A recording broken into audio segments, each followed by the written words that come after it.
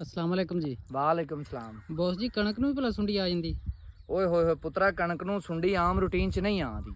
ਬੜਾ ਹੀ ਅਹਿਮ ਸਵਾਲ ਹੈ, ਔਰ ਇਸ ਸਵਾਲ ਦੇ ਉੱਤੇ ਮੈਂ ਇਹ ਸਮਝਣਾ ਕਿ 80% ਗੰਦਮ ਦੀ ਪੈਦਾਵਾਰ ਦੇ ਵਿੱਚ ਕਮੀ ਆ ਜਾਂਦੀ ਹੈ ਅਗਰ ਇਸ ਸਵਾਲ ਨੂੰ, ਇਸ ਮਸਲੇ ਨੂੰ ਟਰੀਟ ਨਾ ਕੀਤਾ ਜਾਏ। ਔਰ ਇਹ ਮੈਂ ਜ਼ਾਤੀ ਤਜਰਬੇ ਨਾਲ ਤੁਹਾਨੂੰ ਦੱਸਣਾ ਪਿਆ, ਇਹ ਕੋਈ ਪੜ੍ਹੀ ਲਿਖੀ ਗੱਲ ਨਹੀਂ ਦੱਸਦਾ ਪਿਆ। ਮੇਰਾ ਇਹ ਜ਼ਾਤੀ ਤਜਰਬਾ ਹੋਇਆ ਕਿ ਜਿਹੜੀ 60 ਤੋਂ 65 ਮਨ ਪੈਦਾਵਾਰ ਦੇਣ ਵਾਲੀ ਗੰਦਮ ਹੈ ਨਾ, ਉਹ 15 ਤੋਂ 18 ਮਨ ਤੇ ਆ ਜਾਂਦੀ ਹੈ। ਠੀਕ ਹੈ ਨਾ, ਜਿਹਨੂੰ ਸੁੰਡੀ ਆ ਜਾਵੇ। ਹੁਣ ਇਹ ਸੁੰਡੀ ਕਿਸ ਟਾਈਮ ਆਉਂਦੀ ਏ, ਇਹਦਾ ਖਾਣ ਦਾ ਤਰੀਕਾਕਾਰ ਕੀ ਹੁੰਦਾ ਹੈ, ਇਹ ਸੁੰਡੀ ਕਿਸ ਟਾਈਪ ਦੀ, ਕਿਸ ਨਸਲ ਦੀ ਏ, ਇਹਨੂੰ ਖਤਮ ਕਰਨ ਦਾ ਕੀ ਤਰੀਕਾ ਹੈ, ਇਹਦਾ ਕੰਟਰੋਲ ਦਾ ਕੀ ਤਰੀਕਾ ਹੈ, ਇਹਦੀ ਵਜੂਹਾਤ ਆਵਣ ਦੀ ਕੀ ਨੇ, ਉਹ ਤੁਹਾਨੂੰ ਮੈਂ ਸਾਰੀਆਂ ਗੱਲਾਂ ਦੱਸਾਂਗਾ। ਸਭ ਤੋਂ ਪਹਿਲੇ ਸੁੰਡੀ ਵੇਖੋ ਕਿ ਸੁੰਡੀ ਕਿਹੜੀ ਹੈ। ਇਹ ਇੱਕ ਸਿੱਟਾ ਜਿਹੜਾ ਨਾ, ਇਹਦੇ ਉੱਤੇ ਤੁਸੀਂ ਸੁੰਡੀ ਦੇਖ ਸਕਦੇ ਜੇ। ਮੈਂ ਨਾ ਇੱਕ ਗੱਲ ਦੀ ਮਾਜ਼ਰਤ ਚਾਹਾਂਗਾ, ਇਹ ਅਮਰੀਕਨ ਸੁੰਡੀ ਦੀ ਇੱਕ ਨਸਲ ਹੈ, ਲੇਕਿਨ ਮੈਨੂੰ ਐਗਜ਼ੈਕਟ ਇਹਦੀ ਨਸਲ ਦਾ ਨਹੀਂ ਪਤਾ। ਮੈਂ ਉਹਦੇ ਬਾਰੇ ਵੀ ਤੁਹਾਨੂੰ ਗਾਈਡ ਕਰਾਂਗਾ, ਕਮੈਂਟ ਦੇ ਵਿੱਚ ਗਾਈਡ ਕਰ ਦਿਆਂਗਾ, ਕਿਉਂਕਿ ਅਚਾਨਕ ਹੀ ਮੈਨੂੰ ਇਹਦੀ ਰਿਕਾਰਡਿੰਗ ਕਰਨਾ ਜਿਹੜੀ ਨਾ ਮਜਬੂਰੀ ਬਣ ਗਈ।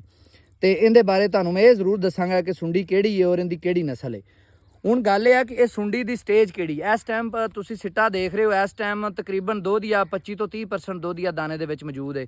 ਦਾਣਾ ਬਹੁਤ ਅੱਛੀ ਸ਼ੇਪ, ਬਹੁਤ ਅੱਛਾ ਸਾਈਜ਼ ਲੈ ਚੁੱਕਿਆ ਹੈ। ਯਾਨੀ ਕਿ ਇਸ ਟਾਈਮ ਜਿਹੜੀ ਗੰਦਮ ਦੀ ਪੋਜੀਸ਼ਨ ਹੈ 65 ਤੋਂ 70 ਮਨ ਫੀ ਏਕੜ ਪੈਦਾਵਾਰ ਦੀ ਪੋਜੀਸ਼ਨ ਹੈ। ਇਹ ਮੈਂ ਤੁਹਾਨੂੰ ਦਾਣਾ ਕੱਢ ਕੇ ਦਿਖਾਣਾ, ਜਿਹੜੇ ਜ਼ਿਮੀਂਦਾਰ ਨੇ ਉਹ ਇਹ ਗੱਲ ਪਹਿਚਾਨ ਲੈਣਗੇ ਕਿ ਵਾਕਈ ਐਵੇਂ ਗੱਲ ਹੈ। ਇਹ ਦਾਣਾ ਤੁਸੀਂ ਦੇਖ ਲਓ ਪੁੱਤਰ, ਜ਼ਰਾ ਕਰੀਬ ਤੋਂ ਦਿਖਾ। ਇਹ ਦਾਣਾ ਇਸ ਟਾਈਮ ਤਕਰੀਬਨ ਜਿਹੜੀ ਨਾ ਇਹ 65 ਤੋਂ 70 ਮਨ ਜਿਹੜੀ ਨਾ ਉਹ ਫਸਲ ਇਸ ਟਾਈਮ ਪੈਦਾਵਾਰ ਦੇਣ ਦੀ ਸਲਾਹੀਅਤ 'ਚ। ਇਹ ਛੋਟਾ ਸਿੱਟਾ ਲੱਭਾ ਹੈ ਜਿਹਦੇ ਉੱਤੇ ਸੁੰਡੀ ਹੈ। ਹੁਣ ਅਗਰ ਵੱਡਾ ਸਿੱਟਾ ਵੇਖ ਲਵੋ, ਇਹ ਸਿੱਟਾ ਵੇਖ ਲਵੋ ਤੁਸੀਂ, ਫੁੱਲ ਅੱਲਾਹ ਤਾਲਾ ਦੀ ਰਹਿਮਤ ਨੇ ਇੰਨੀ ਹੈ ਕਿ ਫੁੱਲ ਸਿੱਟਾ ਨੁਕਿਆਂ ਤੱਕ ਭਰਿਆ ਹੈ। ਤੇ ਹੁਣ ਗੱਲ ਇਹ ਆ ਕਿ ਹੁਣ ਅੱਲਾਹ ਤਾਲਾ ਦੀ ਜ਼ਾਤ ਆਂਦੀ ਹੈ ਕਿ ਤੁਸੀਂ ਮਿਹਨਤ ਕਰੋ, ਮੈਂ ਤੁਹਾਨੂੰ ਰਿਜ਼ਕ ਦੇਣਾ ਹੈ। ਤੇ ਲੱਤਾਂ ਚੌੜੀਆਂ ਕਰਕੇ ਘਰ ਪਿਆ ਨਹੀਂ ਇਹ ਕੰਮ ਹੁੰਦੇ। ਇਹ ਅੱਲਾਹ ਤਾਲਾ ਦੀ ਜ਼ਾਤ ਨੇ ਇਹ ਫੈਸਲੇ ਕੀਤੇ ਨੇ ਕਿ ਮਿਹਨਤ ਕਰੋਗੇ ਤੇ ਤੁਹਾਨੂੰ ਰਿਜ਼ਕ ਲੱਭਣਾ ਹੈ। ਹੁਣ ਮਿਹਨਤ ਕੀ ਹੈ, ਇਹ ਸੁੰਡੀ ਇਸ ਟਾਈਮ ਇਹਦੀ ਨਵੀਅਤ ਕੀ ਹੈ, ਕਰਦੀ ਕੀ ਹੈ। ਇਹ ਜਨਾਬੇ ਵਾਲਾ ਸਭ ਤੋਂ ਪਹਿਲੀ ਗੱਲ ਹੈ ਕਿ ਮੌਸਮੀ ਹਾਲਾਤ ਦੀ ਵਜ੍ਹਾ ਤੋਂ ਪੈਦਾ ਹੁੰਦੀ ਹੈ। ਯਾਨੀ ਜਿਸ ਟਾਈਮ ਬੱਦਲ ਝਾੜ ਮੌਸਮ ਸਾਫ਼ ਨਹੀਂ ਨਾ ਹੁੰਦਾ, 2-3 ਦਿਨ 4 ਦਿਨ ਮੌਸਮ ਸਾਫ਼ ਨਾ ਹੋਵੇ ਤੇ ਇਹ ਸੁੰਡੀ ਪੈਦਾ ਹੋ ਜਾਂਦੀ ਆਟੋਮੈਟਿਕਲੀ। ਠੀਕ ਹੋ ਗਿਆ। ਦੂਸਰੀ ਗੱਲ ਇਹ ਕਿ ਫਸਲ ਨੂੰ ਕਿਸ ਸਟੇਜ ਤੇ ਪੈਦਾ ਹੁੰਦੀ ਹੈ। ਯਾਨੀ ਕਿ ਜਿਸ ਟਾਈਮ ਤੁਹਾਡਾ ਸਿੱਟਾ ਇਹ ਹਰੀ ਹਰੀ ਭਾਖ ਮਾਰਦਾ ਹੈ ਔਰ ਦਾਣੇ ਦੇ ਵਿੱਚ ਤਕਰੀਬਨ 30% ਸਿਰਫ ਜਿਹੜਾ ਨਾ ਉਹ ਰਹਿ ਚੁੱਕਿਆ ਪਾਣੀ, ਬਾਕੀ ਸਾਰਾ ਜਿਹੜਾ ਨਾ ਉਹ ਦਾਣਾ ਮੁਕੰਮਲ ਹੋ ਚੁੱਕਿਆ, ਆਪਣੀ ਸ਼ਕਲ ਬਣਾ ਚੁੱਕਿਆ, ਆਪਣਾ ਵਜ਼ਨ ਵੀ ਆਲਮੋਸਟ ਲੈ ਚੁੱਕਿਆ। ਠੀਕ ਹੈ ਨਾ, ਇਸ ਟਾਈਮ ਇਹ ਹਮਲਾ ਕਰਦੀ। ਯਾਨੀ ਕਿ ਜਿਸ ਟਾਈਮ ਇਹਨੂੰ ਦਾਣੇ ਨੂੰ ਅਗਰ ਕੱਟੀਏ ਤੇ ਦਾਣੇ ਦੀ ਸ਼ੇਪ ਖਰਾਬ ਨਹੀਂ ਹੋਵੇਗੀ। ਇਹ ਵੇਖੋ, ਇਹ ਦਾਣਾ ਮੈਂ ਕੱਟਿਆ, ਦਾਣੇ ਦੀ ਸ਼ੇਪ ਖਰਾਬ ਨਹੀਂ ਹੋਈ, ਯਾਨੀ ਦਾਣਾ ਉਸੇ ਤਰ੍ਹਾਂ ਹੀ ਕਾਇਮ ਰਿਹਾ। ਠੀਕ ਹੈ ਨਾ, ਯਾਨੀ ਦੁੱਧ ਜਾਂ ਬਸ ਆਖਰੀ ਸਟੇਜ ਦੇ ਉੱਤੇ, ਦੁੱਧ ਜਾਂ ਖਤਮ ਹੋਣ ਦੀ ਆਖਰੀ ਸਟੇਜ ਤੇ ਇਸ ਟਾਈਮ ਇਹਦੀ ਬੈਸਟ ਸਟੇਜ ਹੈ। ਅਗਰ ਇਹਨੂੰ ਅਸੀਂ ਇਸ ਟਾਈਮ ਕੰਟਰੋਲ ਨਾ ਕਰਾਂਗੇ ਤੇ ਤੁਸੀਂ ਸਮਝੋ ਕਿ 80% ਤੁਹਾਡੀ ਪੈਦਾਵਾਰ ਜ਼ੀਰੋ ਤੇ ਪਹੁੰਚ ਜਾਏਗੀ, 20% ਤੇ ਪਹੁੰਚ ਜਾਏਗੀ, ਯਾਨੀ 80 ਮਨ 20 ਮਨ ਤੇ ਚਲੀ ਜਾਏਗੀ। ਹੁਣ ਇਹਨੂੰ ਕੰਟਰੋਲ ਕਰਨ ਦਾ ਅੱਗੇ ਹੁਣ ਤਰੀਕਾ ਕੀ ਔਰ ਸਪਰੇਅ ਕਿਹੜਾ ਕਰਨਾ ਔਰ ਕਿਸ ਟਾਈਮ ਕਰਨਾ ਹੈ। ਇਹਦਾ ਪਿਛਲੇ ਸਾਲ ਦਾ ਵੀ ਮੇਰਾ ਤਜਰਬਾ ਹੈ ਕਿ ਇਹਦੇ ਉੱਤੇ ਲੈਮਡਾ, ਆਮ ਮਾਮੂਲੀ ਜਿਹਾ ਜ਼ਹਿਰ ਲੈਮਡਾ ਸਪਰੇਅ ਕਰਨਾ ਹੈ। ਲੈਮਡਾ ਤੋਂ ਇਲਾਵਾ ਇਹਨੂੰ ਕੋਈ, ਮੇਰੇ ਤਜਰਬੇ ਦੇ ਮੁਤਾਬਕ ਕੋਈ ਦਵਾਈ ਜਿਹੜੀ ਨਾ ਇਹਨੂੰ ਫਿਲਹਾਲ ਕੰਟਰੋਲ ਨਹੀਂ ਕਰਦੀ। ਲੈਮਡਾ ਕਿਸੇ ਵੀ ਕੰਪਨੀ ਦਾ ਹੋਵੇ, ਅੱਛਾ ਲੈਮਡਾ ਹੋਵੇ, ਉਹਨੂੰ ਤੁਸੀਂ ਇਹਨੂੰ ਸਪਰੇਅ ਕਰਨਾ। ਲੈਮਡਾ ਦੀ ਸਪਰੇਅ ਕਰਨੀ ਮੁਸ਼ਕਲ ਹੁੰਦੀ ਹੈ, ਇਸ ਲਈ ਜਿਹੜਾ ਮਜ਼ਦੂਰ ਵਿਚਾਰਾ ਕਰੇ ਨਾ ਉਹਨੂੰ ਉਹਦਾ ਹੱਕ ਵੀ ਦਿਆ ਜੇ। 400 ਬਣਦਾ ਤੇ ਉਹਨੂੰ 600 ਦਿਆ ਜੇ। ਠੀਕ ਹੋ ਗਿਆ। ਤੇ ਇਨਸ਼ਾਅੱਲਾ ਤਾਲਾ ਫਿਰ ਅੱਲਾ ਬਰਕਤ ਪਾਵੇਗਾ। ਤੇ ਉਹਨੂੰ ਸਪਰੇਅ ਕਿਸ ਟਾਈਮ ਕਰਾਣੀ ਹੈ, ਉਹਦੀ ਡੋਜ਼ ਕਿਹੜੀ ਪਾਣੀ ਹੈ। ਡੋਜ਼ ਕਮ ਅਜ਼ ਕਮ ਜਿਹੜੀ ਤੁਹਾਡੀ 150 ml ਫੀ ਟੈਂਕੀ ਪੈਣੀ ਚਾਹੀਦੀ, 4 ਟੈਂਕੀਆਂ 1 ਏਕੜ 'ਚ ਸਪਰੇਅ ਹੋਣੀ ਚਾਹੀਦੀ ਹੈ।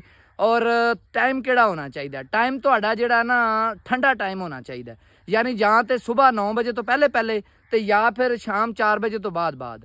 ਔਰ ਇਸ ਦੌਰਾਨ ਹੋਵੇਗਾ ਕੀ, ਇਸ ਦੌਰਾਨ ਇਹ ਸੁੰਡੀ ਜਿਹੜੀ ਹੈ ਨਾ ਇਹ ਉੱਤੇ ਆ ਜਾਂਦੀ ਆਪਣੀ ਖੁਰਾਕ ਖਾਣ ਲਈ ਸਿੱਟੇ ਦੇ ਉੱਤੇ। ਔਰ ਜਦੋਂ ਖੁਰਾਕ ਖਾਣ ਲਈ ਸਿੱਟੇ ਦੇ ਉੱਤੇ ਹੋਵੇਗੀ, ਤੁਸੀਂ ਸਪਰੇਅ ਕਰੋਗੇ ਤੇ ਇਹ ਜਿਹੜੀ ਨਾ ਸੁੰਡੀ ਖਤਮ ਹੋ ਜਾਏਗੀ। ਔਰ ਅਗਰ ਇਹ ਜਿਹੜਾ ਨਾ ਤੁਸੀਂ ਦੁਪਹਿਰ ਟਾਈਮ ਸਪਰੇਅ ਸ਼ੁਰੂ ਕਰ ਦਿਓਗੇ, ਜਿਹੜਾ ਕਿ ਇੰਤਹਾਈ ਆਮ ਕਾਨਾ ਜਿਹੜਾ ਨਾ ਤਰੀਕਾ ਹੈ, ਉਹ ਅਗਰ ਇਸਤੇਮਾਲ ਕਰੋਗੇ ਤੇ ਸੁੰਡੀ ਉਸ ਟਾਈਮ ਚੂੰਕਿ ਖੁਰਾਕ ਖਾ ਕੇ ਧੁੱਪ ਦੀ ਵਜ੍ਹਾ ਤੋਂ, ਗਰਮੀ ਤੋਂ ਬਚਣ ਲਈ ਥੱਲੇ ਮੁੱਢਾਂ 'ਚ ਜਾ ਕੇ ਬੈਠੀ ਹੁੰਦੀ ਹੈ। ਔਰ ਉਸ ਟਾਈਮ ਉਹਦੇ ਤੇ ਫਿਰ ਸਪਰੇਅ ਦਾ ਅਸਰ ਨਹੀਂ ਹੁੰਦਾ ਔਰ ਫਿਰ ਤੁਹਾਡੀ ਸਪਰੇਅ ਦਾ ਕੋਈ ਫਾਇਦਾ ਨਹੀਂ ਦਾ। ਹੁਣ ਇਹਦੀ ਇੱਕ ਹੋਰ ਨਿਸ਼ਾਨੀ ਹੈ ਕਿ ਤੁਸੀਂ ਇਹ ਪਹਿਚਾਨਣਾ ਹੈ ਕਿ ਇਹ ਉਹ ਸੁੰਡੀ ਹੈ ਥੱਲੇ ਜਾ ਕੇ ਬਹਿੰਦੀ ਹੈ ਜਾਂ ਨਹੀਂ। ਇਹ ਜ਼ਰਾ ਗੌਰ ਕਰੋ, ਇਹ ਸੁੰਡੀ ਥੱਲੇ ਡਿੱਗੀ ਪਈ ਹੈ, ਇਹ ਡਿੱਗੀ ਪਈ ਹੈ, ਡਿੱਗੀ ਨਹੀਂ ਦੀ, ਥੱਲੇ ਆ ਕੇ ਲੇਟੀ ਰੈਸਟ ਕਰ ਰਹੀ ਹੈ। ਖੁਰਾਕ ਖਾ ਖੂ ਕੇ ਇਹ ਖੁਰਾਕ ਖਾ ਕੇ ਥੱਲੇ ਆ ਕੇ ਰੈਸਟ ਕਰ ਰਹੀ ਹੈ। ਤੇ ਇਹਨੇ ਰੈਸਟ ਕਰਕੇ ਜਿਵੇਂ ਠੰਡਾ ਮੌਸਮ ਹੋਣਾ ਹੈ, ਰੱਜੀ ਇਹਨੇ ਜਿਵੇਂ ਠੰਡਾ ਮੌਸਮ ਹੋਣਾ ਇਹਨੇ ਉਤਾਂ ਨਿਕਲ ਕੇ ਪੌਦੇ ਦੇ ਉੱਤੇ, ਸਿੱਟੇ ਦੇ ਉੱਤੇ ਆ ਜਾਣਾ ਹੈ।